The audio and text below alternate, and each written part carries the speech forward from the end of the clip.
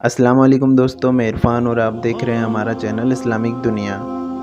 आज हम बात करने वाले हैं याजूज और माजूज के बारे में, जिनके बारे में जानना हर मुस्लिम के लिए बहुत ज़रूरी है। याजूज और माजूज, जिनके बारे में हमने कई किताबों में पढ़ा या कई वीडियोस में सुना है, आज मैं लेकर आया हूँ आपके लिए उनकी मुकम्मल मालूमात कि किस तरह याजूज माजूज दुनिया पर हमला करेंगे और अभी वो कहाँ हैं और उन्हें उस जगह पर किसने कैद किया था और याजूज माजूज किसकी नस्ल में से हैं। इस सब के बारे में आपको पता चलेगा इस वीडियो में। आप सभी से गुजारिश है कि आप सभी इस वीडियो को पूरा देखिए और हमारे चैनल को ज़रूर सब्सक्राइब कीजिए ताकि आप लोगों को इस्लामिक तालीम सीखने को मिलती रहे। दोस्तों, इस दुनिया में इंसानों समेत तकरीबन 20,000 से ज़्यादा मखलूक़ात हैं, यानी 20,000 से ज़्यादा प्रजातियाँ हैं। लेकिन सबसे दिलचस्प बात यह है कि हर मखलूक के लिए अलग अलग काम कायम किए गए हैं और हर काम के लिए अलग वक्त मुकर्रर किया गया है। जो जिस तरह से लिखा जा चुका है वो उसी तरह उसी वक्त पर होगा। कुरान शरीफ में अल्लाह तबारक व तआला ने इरशाद फरमाया, वो अल्लाह जिसने तुम्हारे लिए ज़मीन की तमाम चीज़ों को पैदा किया, फिर आसमान की तरफ बिल्कुल ठीक ठाक 7 आसमान बनाए, और वो बेशक हर चीज़ को जानता है। जिस तरह ये ज़मीन को पैदा किया गया है उसी तरह एक दिन इसको फ़ना यानी तबाह भी होना है। इस दौर से पहले ऐसी बहुत सी कौमें गुजरी जो लोगों पर जुल्म करने में मिसाल आप थी और जुल्म के अंधेरे हर तरफ छाए हुए थे, जिनको ख़त्म करने के लिए अल्लाह तबारक व तआला ने अपने नबियों को भेजा। इन्हीं कौमों में से एक कौम के बारे में आज हम इस वीडियो में बात करेंगे, जिन्हें याजूज और माजूज के नाम से याद किया जाता है। याजूज माजूज कौन थे, कहाँ हैं और इस दुनिया में उनका आना कब होगा, इन सवालों के जवाब बताने से पहले इन सभी के बारे में यानी याजूज माजूज के बारे में जानना बहुत ज़रूरी है। तो नाजरीन, बात शुरू होती है हज़रत आदम अलैहिस्सलाम से। जैसे कि आप सभी को मालूम है और इसमें कोई शक नहीं कि सभी इंसान हज़रत आदम अलैहिस्सलाम की औलाद हैं और जुल्म करने वाली ये कौम भी इन्हीं की औलाद में से हैं और ये इंसान ही हैं। ये कौम हज़रत नूह अलैहिस्सलाम की कौम में से हैं। हज़रत नूह अलैहिस्सलाम के 3 बेटे थे, जिनमें से एक का नाम याफिस था और याफिस के 12 बेटों में से 2 बेटों का नाम याजूज और माजूज था और इन्हीं 2 बेटों में से याजूज माजूज की नस्ल चली। यहाँ याजूज माजूज के बारे में जानने के साथ साथ यहाँ हज़रत जुल्करनैन के बारे में भी जानना बहुत ज़रूरी है। हज़रत जुल्करनैन के बारे में कहा जाता है कि ये कोई नबी नहीं बल्कि अल्लाह के एक नेक बुज़ुर्ग और बहादुर बादशाह थे। हज़रत जुल्करनैन एक बार सफ़र करते हुए एक सल्तनत में जा पहुँचे जहाँ पर तुर्क आबाद थे, यानी तुर्की लोग रहा करते थे। वहाँ के 2 पहाड़ों के बीच एक जगह थी जहाँ ये कौम आबाद थी, जो तुर्कों का कत्लेआम किया करती थी, जो अपने जुल्म और सितम की वजह से मशहूर थी। याजूज माजूज की कौम हर तरह की बुराइयों का मरकज़ मानी जाती थी, बल्कि ये तक कहा जाता है कि मशरिक़ से मगरिब तक की सारी बुराइयों को समेटा जाए तो भी इस कौम की बुराइयों के आगे वो सारी बुराइयां कम पड़ जाती हैं। और ये एक बेइंतहाई ताकतवर कौम है जिसका मुकाबला किसी के बस की बात नहीं है। याजूज माजूज के वापस इस दुनिया में आने का अंदाज़ा इस बात से लगाया जा सकता है कि अल्लाह पाक ने दज्जाल के आने की बात कुरान पाक में कहीं नहीं फरमाई है, पर इस कौम याजूज माजूज का जिक्र कुरान पाक में मौजूद है। बहरहाल तुर्क कौम ने इस कौम से तंग आकर हज़रत जुल्करनैन से दरख्वास्त की कि वो इन दोनों पहाड़ों के बीच का रास्ता बंद कर दें तो हम आपको मुआवजा देंगे। इस वाक़ये को लेकर कुरान पाक में इस तरह फरमाया गया है कि हज़रत जुल्करनैन ने बिना कोई मुआवजा लिए नेक और सवाब की नीयत से ये काम करने के लिए रजामंदी जाहिर कर दी और ये तय हुआ कि इन दोनों पहाड़ों के बीच रास्तों को एक मजबूत दीवार से बंद कर दिया जाएगा। और इस काम में उन्होंने तुर्कों से कहा कि इस काम में वो भी उनकी मदद करें। इस तरह बादशाह ने पहाड़ों के दरमियान लोहे के बड़े बड़े टुकड़े रखवा दिए और हुक्म दिया कि उन टुकड़ों पर आग जलाओ। जब वो लोहे के टुकड़े गर्म होकर पिघल गए तो उस पर पिघला हुआ तांबा डाल दिया गया, जिससे एक बेमिसाल मजबूत दीवार बन गई जो कि बिल्कुल किसी पहाड़ की तरह लग रही थी। इस दीवार पर कोई पकड़ न होने के कारण याजूज माजूज की कौम का इस पर चढ़ पाना मुश्किल हो गया और इस दीवार की मजबूती की वजह से इस दीवार को खोदना या इस पर सुराख करना नामुमकिन हो गया था। इस तरह हज़रत जुल्करनैन ने इनके रास्ते को हमेशा के लिए बिल्कुल बंद कर दिया اور یہ قوم ہماری دنیا سے بالکل الگ ہو گئی۔ کہا جاتا ہے کہ وہ ہر روز اس دیوار کو توڑنے کی کوشش کرتے رہتے ہیں، لیکن جب بھی دیوار میں تھوڑا سا سراغ ہونے لگتا ہے تو شام ہو جاتی ہے اور ان کا سردار انہیں واپس چلنے کا حکم دیتا ہے کہ باقی کام ہم کل کریں گے، اور اس طرح دوسرے دن وہ سراغ خود بخود بند ہو جاتا ہے اور قیامت تک ان کی یہ کوشش جاری رہے گی۔ آپ کو بتا دوں کہ یہاں یاجوج ماجوج کی اس دیوار کو توڑنے میں ایک لفظ کا بہت اہم کردار ہے، اور وہ لفظ ہے انشاءاللہ۔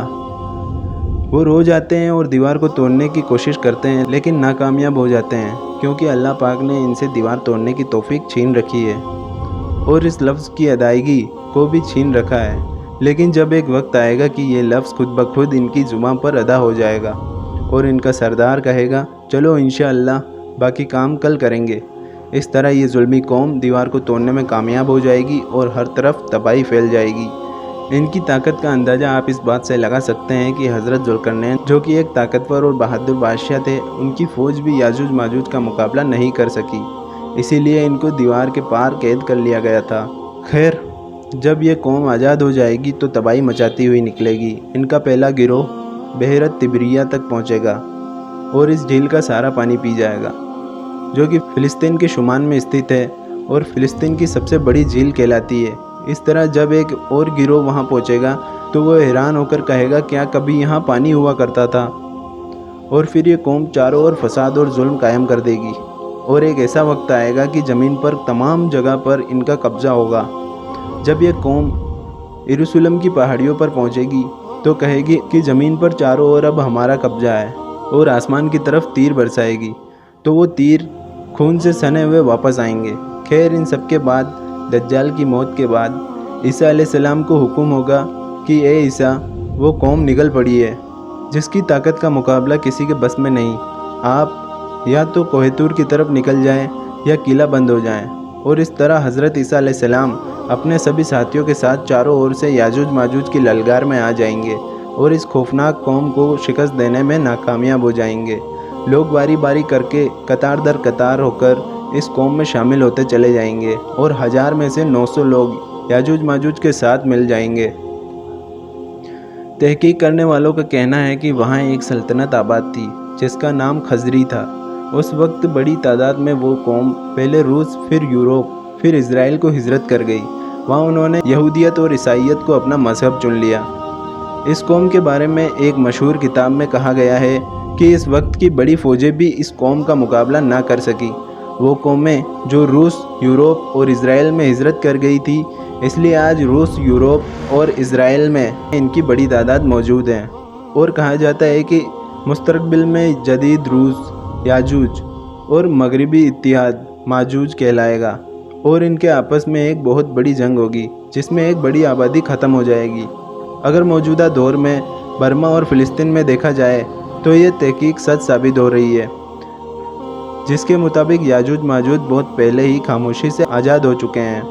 اس بات میں کتنی سچائی ہے یہ تو اللہ بہتر جانتا ہے، اور آنے والا وقت ہی بتائے گا۔ حالات سوچنے پر مجبور کر رہے ہیں۔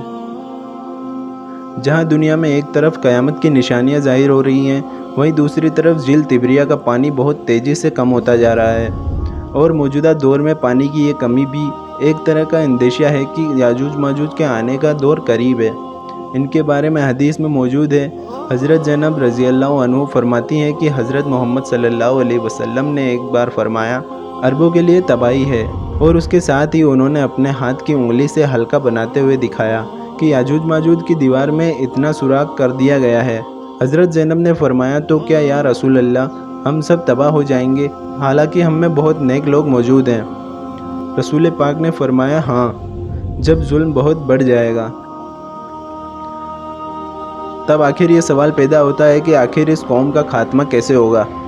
تو ہوگا یوں کہ جب عیسیٰ علیہ السلام اور ان کی قومیں یاجوج ماجوج کو شکست دینے میں ناکامیاب ہو جائیں گی اور وہ کوہ طور پر اس حال میں ہوں گے کہ ان کے پاس تمام راشن اور کھانا پینا سب ختم ہو جائے گا، یعنی اکال پڑ جائے گا، تو اللہ تعالیٰ سے دعا کریں گے اور مدد کی درخواست کریں گے کہ اے اللہ ہمیں اس قوم کے ظلم و ستم سے بچا لے، اور وہ دعا قبول ہو جائے گی، اور اللہ پاک یاجوج ماجوج اور ان کی قوم کی گردنوں پر نفع نام کا کیڑا مقرر کر دے گا۔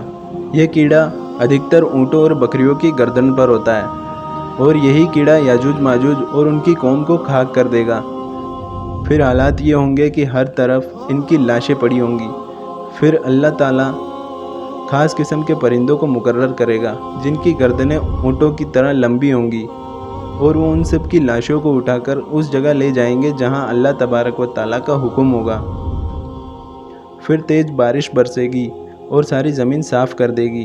फिर ज़मीन को हुक्म होगा कि साफ़ और पाक किस्म के फल उगा, और ज़मीन पर चारों ओर हरियाली लौटेगी।